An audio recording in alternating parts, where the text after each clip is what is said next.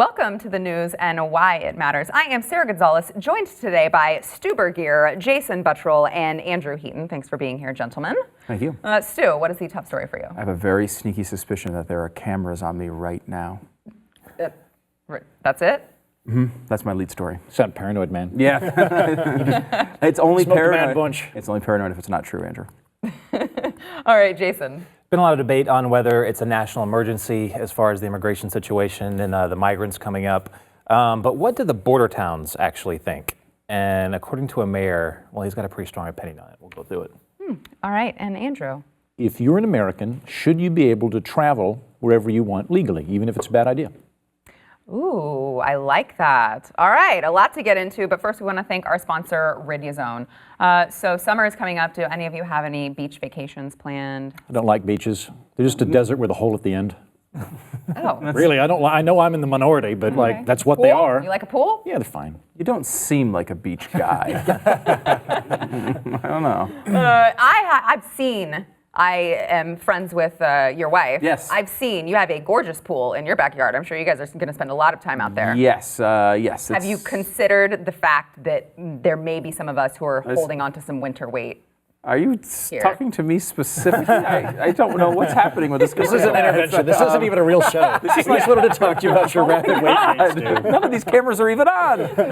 No, seriously though. Is this one of those things that like my wife Instagram messaged you to like bring this up during this commercial? Is that kind of what happened there? I mean, I was paid not to say anything, but... But it was my money you got paid with. No, but in all seriousness, summer is around the corner. And I know a lot of you out there may be struggling with losing like the last 10 pounds. They're the hardest to lose. 30 or 40. Or maybe 50. Maybe 50. Those last 50 are tough to lose, I'm proud. So if you just feel like it's an uphill battle, you're never going to get there, try Riduzone. It works for me to maintain. It can work for you as well. It's the good molecule in olive oil that boosts your metabolism and helps reduce your appetite. So we've got a 3-month supply. Right now, you can use promo code THEBLAZE at riduzone.com. That's RIDUZONE.com. Get 30% off of that 3-month supply. That'll get you right into summer, and it'll help you lose the extra weight so you can look amazing on the beach, riduzone.com. Stu, you said obviously there are cameras all around you watching you because we're on a television show. Oh my gosh. But it's not just here, and I think that's the important thing. The era of privacy is dead, I would say. I mean, we all talk about this about being online, and there's been this long conversation about whether having cameras especially the government having cameras and access to this all the time. We see this in other countries where they're just flooded with cameras that the government runs, and no one has any privacy. And what does that mean? Because certainly makes it a heck of a lot easier to solve crimes. There are certainly a lot of positive uses that come out of having cameras everywhere. But that's not really the way our society was built. And the New York Times has been doing something really interesting. The latest version of this is they bought commercially available software, facial recognition software from Amazon, $60 they spent, and used publicly available cameras and applied it to these cameras and were able to identify people just walking through Bryant Park in New York City. They set up their own facial recognition operation to see how easy it would be to work as a part of kind of investigating privacy. And for example, they found one guy who was a professor walking through Bryant Park. Do we have the photos? I don't know if we have the photos actually as we went through those, we might not have them, but it's a picture of the side of his face on a grainy camera. And with this Amazon $60 software, they were able to, with publicly available photos, identify who it was. And essentially, of course, where he was and what his schedule was. The guy was, his name, first of all, he's got an awesome name, Dr. Madonna, which, I mean, that is an awesome name. I don't know, that's half the reason I want to do the story, because I want to talk about Dr. Madonna. But Dr. Madonna said, my first reaction was, oh my God, that's unbelievable. I was shocked at how readily it seems that it picked me up, because really it's just the side of my head. Now, what's interesting was he was doing something that was not illicit, but you might not want people to know about. Here they talk about it here. Times says, our experiment shows that the person equipped with just a few cameras and facial recognition technology can learn people's daily habits.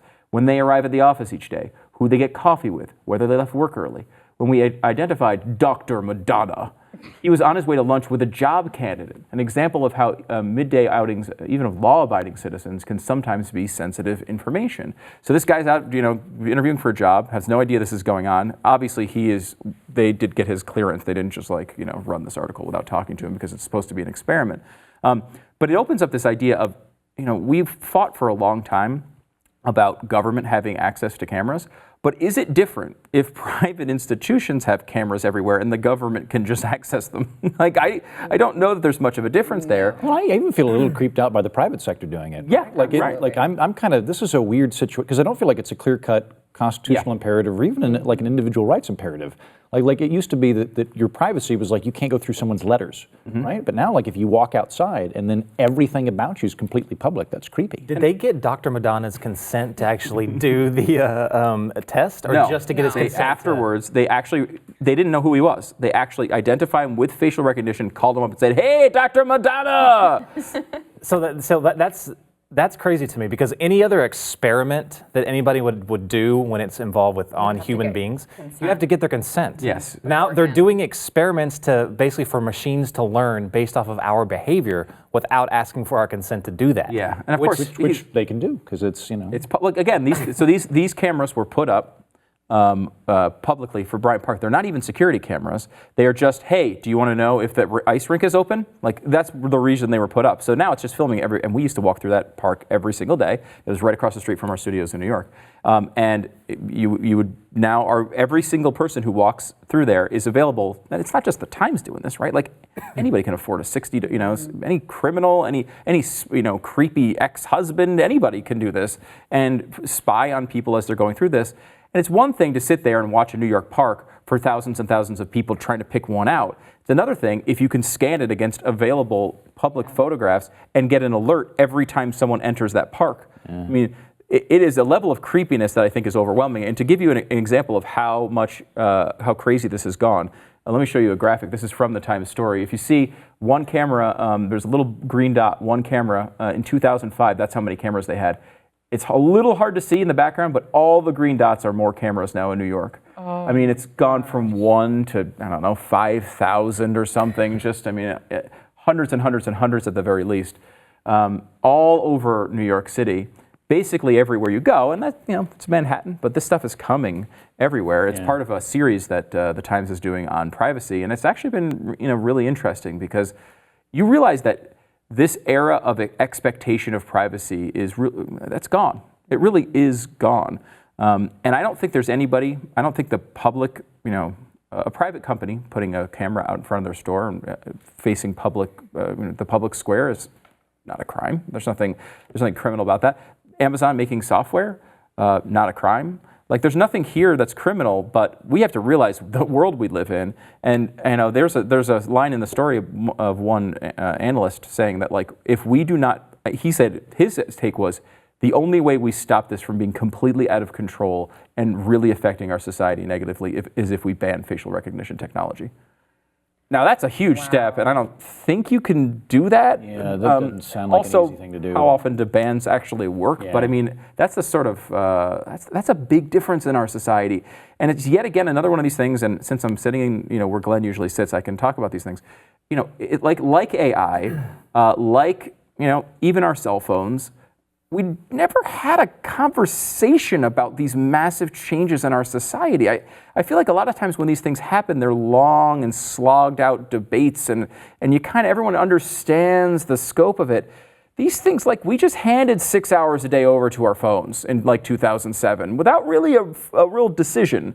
We just are deciding since 2005, now every one of our movements is going to be on camera. We're doing it because we're handing our privacy over because of the convenience. It's no one cares about Google surveillance or Facebook surveillance. We talk about Alexa. At the end of the day, you don't care, right? And we're Stu and I are it's just too convenient. It's just nice. I don't like having to press a button. I like just saying it. But think about how convenient facial recognition will be. It'll be like in Minority Report, when Tom Cruise is walking in there and they're last time you were here, you bought this. Yeah. You know what I mean? And it'll just flash up there with probably a little model of you wearing some clothes. We'll love that. We'll eat that up. Oddly, that'll be a good use. Maybe it'll be good. Maybe because I think you're right. I think the era of privacy is basically over. And if you do a thought experiment, so I was born in '84, so I I am pre-Facebook and I got through high school without social media, and I had a phone, but I kept it in my locker, right? So I remember what it's like being off the grid and being like, when you walk down the street, that's it, there's nothing, right?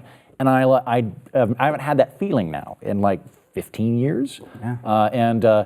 I do wonder if perhaps, though, we will respond with the death of privacy with maybe not caring as much about people's deviant behavior. Yeah. So, like, let's say you just really enjoy lederhosen a lot. You'd wear lederhosen all the time, right? Like right now, maybe you'd be embarrassed about that. Maybe in the future, though, when that comes out, people won't care. There's going to be some serious discussions later. Specific. Like they'll be able to catch criminals a whole lot quicker. Like they're going to be able to do that. Like they already busted Jesse Smollett because of basically something similar. They didn't have facial recognition, but because of all the cameras, they were able to catch him. But think about how bad it's going to be when they start doing predictive software off of facial recognition. So that's Sarah Gonzalez. We can tell by the way she's crinkling her nose right now that she does not like what I'm saying, and she's about to hit me. So what's the moral thing to do? Exactly. What's the moral thing what should we do to stop that behavior? Because our law enforcement, will they be compelled to act on that before it even happens? I mean, these are the things that are going to start that sounds science fiction, but that is going to happen. And I mean, to take a quick step back, as I'm just having this realization, the person who pushed back on privacy was the libertarian. Again, Andrew Heaton bucking libertarian doctrine. I just can't take it. I'm a wild card. That's why they call me the wild card. But like they did this with predictive policing, which has been successful in helping lower crime rates in certain cities where they have used analytics to see when crimes happen in certain areas, and they just wind up showing up there and parking police cars all over those areas. And it's like, overall, I think that's probably smart, right? Like, it's a good use of information, and it makes a lot of sense, and it's lowering crime rates. Great. Some people complain about that, and they say, hey, you're just parking police cars all over our area, and we didn't do anything wrong yet. That's not cool. And these things are, again, they are very nuanced debates we are absolutely not able to have in our society right now, but we haven't even attempted to have them. What about red light cameras? What's your take on those? They should all be murdered. Right? Yes. No. Yeah. And they're using it like you brought up Jesse Smollett. Another example is that they've had situations where the police, I think it was a Black Lives Matter protest. It was some protest. I don't remember which protest. But they used facial recognition software to see if anybody at the protest had a delinquent warrant out, or what do you call it, a bench warrant out for their arrest, and that kind of thing. Yeah. Which is kind of creepy. Yeah. I actually pulled up some research and was able to scan a Communist Party parade to see if I knew anybody. And I was able to find Stu in there, and that's really disturbing. And that is. I was young and I needed the money. Yeah. Rear ender right there. So. The other photo I found, I looked to see if I could find Sarah. And Sarah Gonzalez says, she likes to go to Canada for vacation. And I found this photo of her clubbing a seal. Wow. Oh, Sarah's killing a seal with a baseball bat. It's just terrible. Why would you do that? I mean, I guess it's good cardio. Jason, I couldn't find anything on Jason. That's just Jason. Although, actually, can we zoom in on Jason's paper there? How I faked being a veteran to go seal clubbing like Jason Patel. Oh, man. Wow. All right. Happened so fast. I know. Wow. Back in a minute. Nice having a career. Don't call me Tita.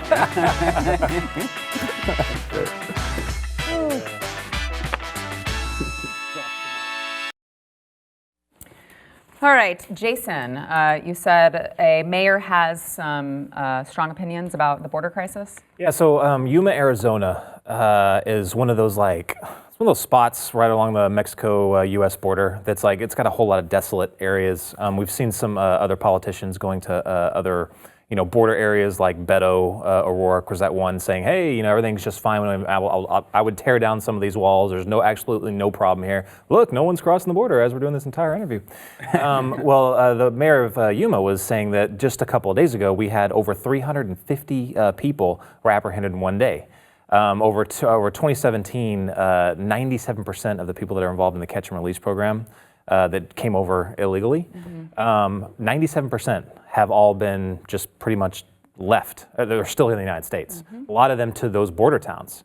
And we usually don't hear from a lot of people in the border towns. People like in El Paso is so heavily dominated by like a liberal, messaging and politicians that a lot of times you just do not hear. Like they don't even really talk about it. That's what surprises me about places like El Paso, because you would think that those citizens would be dying to get the message out, how devastated they've been by illegal immigration. Yeah, it's Or interesting. they like good Mexican food. I don't know. It's possible they like it too. But in Yuma, Arizona, it's getting critical. The mayor was saying that, yeah, we have people that are just kind of like wandering around the streets, trying to, basically beg people really to provide certain services for them, like, I don't know, like pay for like a medical, doctor visits and stuff like that.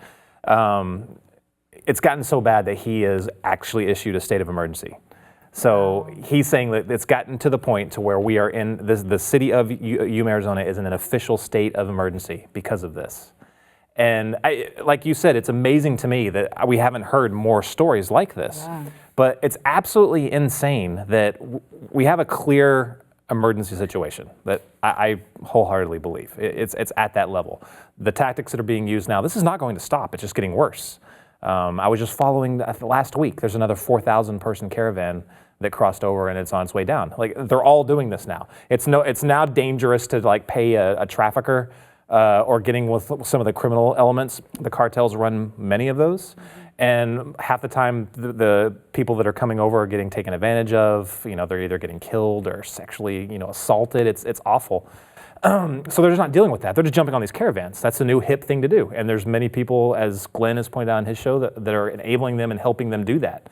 So this is not going to stop. So I hate the fact that we have so many different politicians now, whether both on the right and the left, that they keep saying, yeah, we got to. They're basically criticizing what's going on and using it as kind of like a political fire issue. But they're not even really talking about actual steps to solve it. I do believe in the wall because I think that this will continue to happen. And as long as we have a catch and release program, which it's even kind of hard to replace something like that, but that's based off of like, hey, there's 5 or 10 migrants that came over. What do we do about it? Now it's like there's several hundred, like in Yuma, Arizona the other day, 356, I believe it was. What do you do with all of them? You can't put them in a facility. Mm-hmm. And I've actually heard people saying, well, we need to build more facilities and house them until we figure it out. The actual asylum claim takes, I think it's like over 2 years or something like that. You keep them there the entire time? No, you're gonna release them. That's what they're gonna do. We're completely overwhelmed. No one's talking about how to actually solve this problem. And you hear a lot of people, and I hate to sound like someone on the left here, but we do need a immigration reform. Yeah, we absolutely do. That's not even a leftist. I mean, George No. W. Bush wanted immigration reform, right? Like I think that basically the thinking people in both parties acknowledge that. Yeah, but it's become so separated and tribalized out now. It's either you're on team wall or you're on team immigration reform, and that's so ridiculous to me. Well, but I feel like it's more like team wall and team open borders. But with team wall can also come team wall and also immigration reform along certainly with the that. wall is immigration reform. Yeah. Or you can be for some wall, and I think it's ridiculous to build a wall across the entire thing. But like if I lived in El Paso, and I would want a wall between me and Laredo. Something I am curious about is I don't know this mayor, and I don't know the situation there. It might be very bad, but by virtue of being a politician, my immediate thought is that it could be political posturing. Are there numbers that he's provided in terms of the amount of immigrants there, or is this just a political statement he's doing to get a siren call? So he was throwing out some numbers. Like he was talking about, like I said, he threw out that 300 and something people the other day, but he was throwing out some numbers. I mean, we know the numbers are very high Yes. right now. I mean, just over the border overall, they're extraordinarily high. And I think really like a part of the thing, we talk about immigration reform, talk about the wall, and the wall could make a difference. Again, it's a small percentage of the people who would be in a situation where where they're here illegally.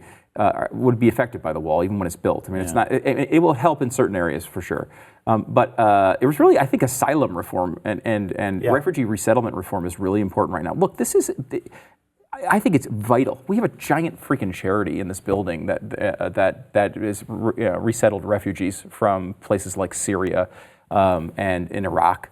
The Nazarene Fund has done great work with that. We take asylum seriously, but it is absolutely getting abused right now. They are sending people, and Tim Ballard was on today, and he's one of the guys who runs the Nazarene Fund.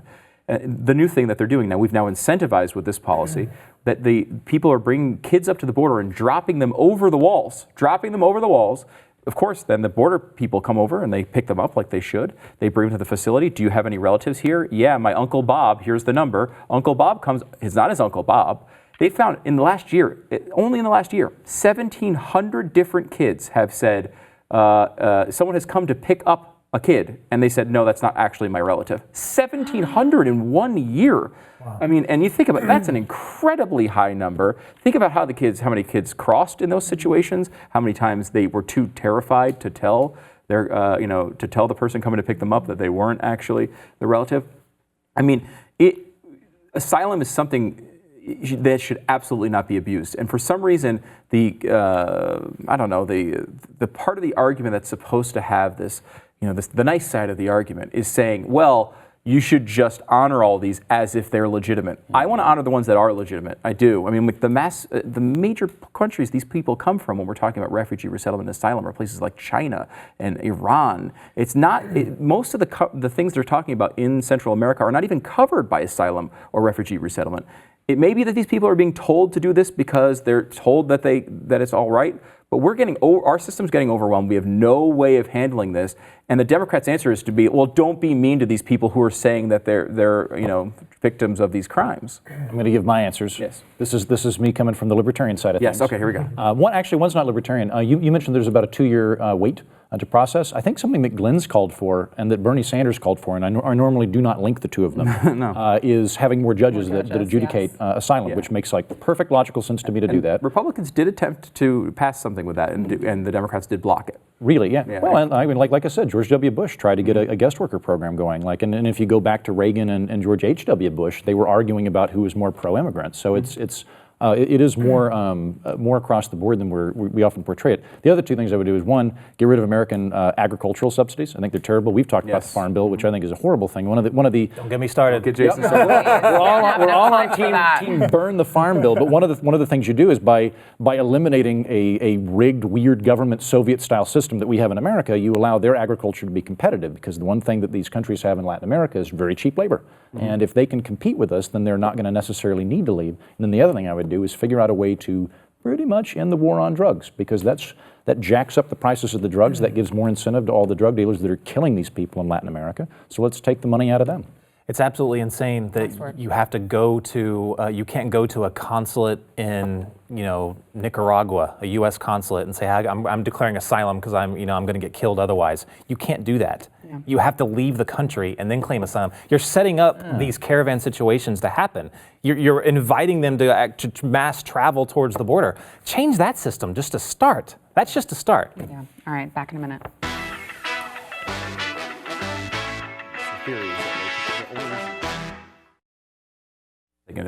I have a new video up on my new YouTube channel, Sarah Gonzalez Unfiltered. If you have not yet subscribed, you can go there. I couldn't handle the amount of applause that Bernie Sanders received at his town hall whenever they asked if all of these people would be willing to have Medicare for all. Well, I know. I got the sense that weren't they kind of Bernie supporters? Oh, yeah. Why was that Bethlehem, surprising? PA, with nothing but Democrats, and then I heard one report that it was supposed to be a mix of Democrats and Republicans, but either way, it's a stupid idea, and I had some things to say about it. And now I'm already working on part 2 because the commenters, some of them were like, well, that's not true. People are not dying on waiting lists in the UK. And I was like, oh, really? They're not? Okay, let me give you some statistics. Now, are you going to post your Puppy and Baby Seal video? No, edit, cut that out. Edit.